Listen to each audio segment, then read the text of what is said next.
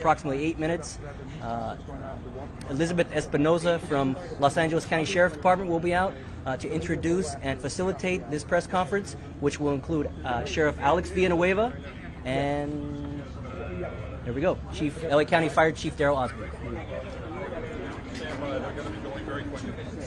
2 minutes, guys, 2 minutes. Stand by, 2 minutes. 2 minutes.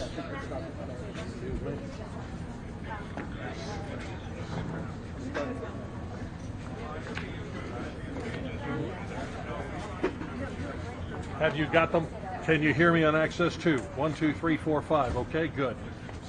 Whatever the channel is, have you got it? 1, 2, 3, 4, 5. Okay, fantastic. What?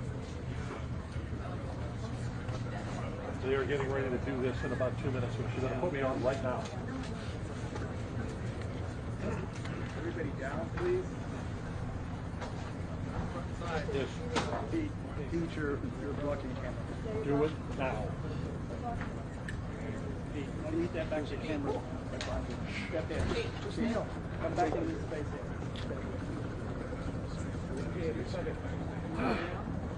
Pete, you get in.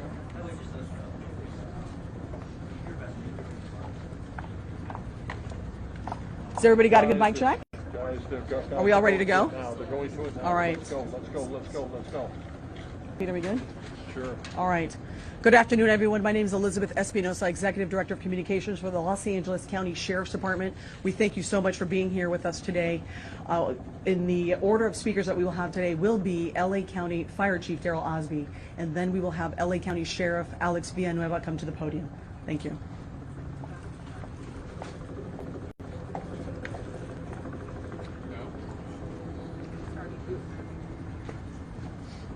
Let's go live with Chief Daryl Osby of the County Fire Department. Good afternoon.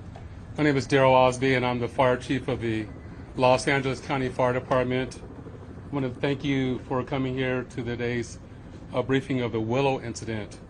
Today, shortly before 10 o'clock at 9:47 a.m., the Los Angeles County Fire Department received a 911 call of a potential helicopter down in a brush fire at the intersection of Los Virgenes Road and Willow Glen Street in the city of Calabasas in unincorporated Los Angeles County. Upon arrival, our firefighters discovered approximately a quarter-acre brush fire that resulted from a crash on the hillside. The Los Angeles County Fire Department initial response was 15 pieces of apparatus and 56 personnel that consisted of paramedics, engine company, heavy rescue, truck company, hand crews, and aircraft, and a chief officer to oversee the incident. Upon arrival, during the incident, and upon arrival of the Sheriff's Department, our two respective departments entered into unified command to handle this incident. Our firefighters on scene indicated that there was a debris field and steep terrain with a quarter-acre brush fire that was occurring at the time. Our firefighters hiked in to the accident site with their medical equipment and hose lines to extinguish the stubborn fire, as it included the brush fire, debris from a helicopter, and the fire also included magnesium, which is very hard for our firefighters to extinguish because magnesium reacts with oxygen and water.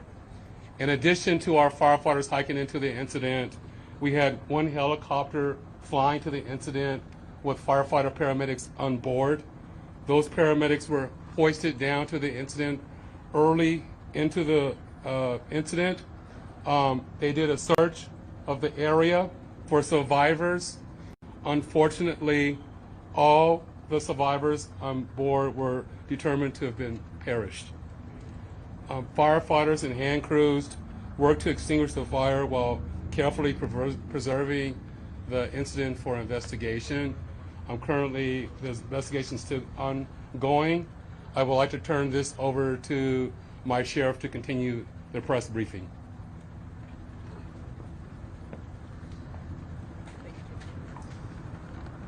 Thank you, Chief Osby.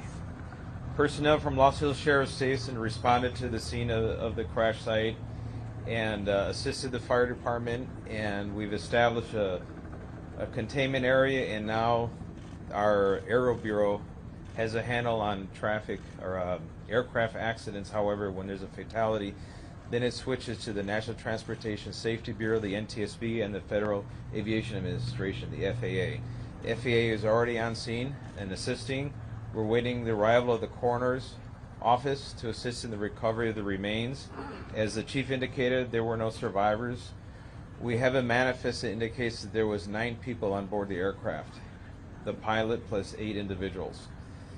There is wide speculation as to who the identities are. However, it would be entirely inappropriate right now to identify anyone by name until the coroner has made the identification through their very deliberative process, and they've made notifications to next of kin. And it'd be extremely disrespectful to understand that your loved one was perished and you learn about it from TMZ. That is just wholly inappropriate, so we're not going to be going there. We're going to wait till the coroner does their job, and we're assisting the families of those who believe they've been impacted, and it's a tough process. And our hope goes out to all of the members that were on board, all the family of everyone who was on board this aircraft, and God bless their souls. So at this point in time, we have nothing that we can add until the coroner does their job, and we'll be making those notifications when we have the information and we know the next of kin have been notified. Then we can release the information publicly, and you'll be notified in subsequent announcements. Sheriff, there's one thing you can confirm. Do we have a confirmation actually of 9 bodies there at the scene? That is our belief, yes. Thank you. So we realize at this point there are so many questions. There's a lot of information out there, and again, we understand.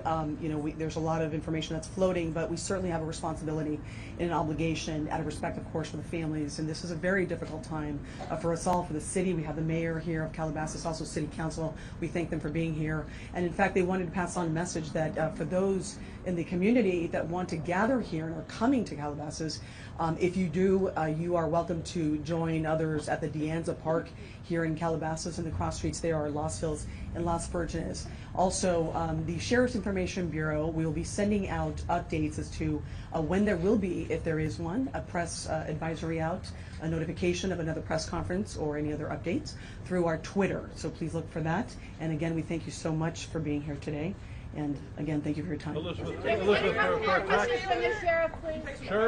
Sheriff, we have more. Sheriff, just a question quickly on sealing off the area. We know the NTSB has to be there to do that thing. Is the public going to be able to get anywhere nearby, or is a stretch of Las Virgenes going to be shut down for an indeterminate period of time? It remains shut down for an indeterminate period. How big of an area? Any idea? Enough to keep it Can you confirm there was heavy fog in the area? That's Daryl, D-A-R-Y-O. Yes. Fire chief. Yes. Daryl, D-A-R-Y-O. Nancy.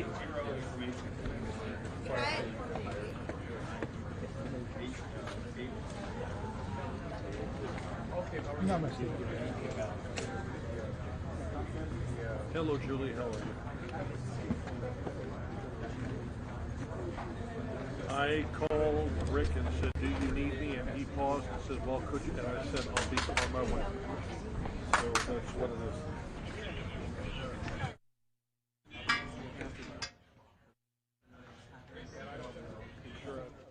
You know, what's overwhelming is if you take a look at the Twitter.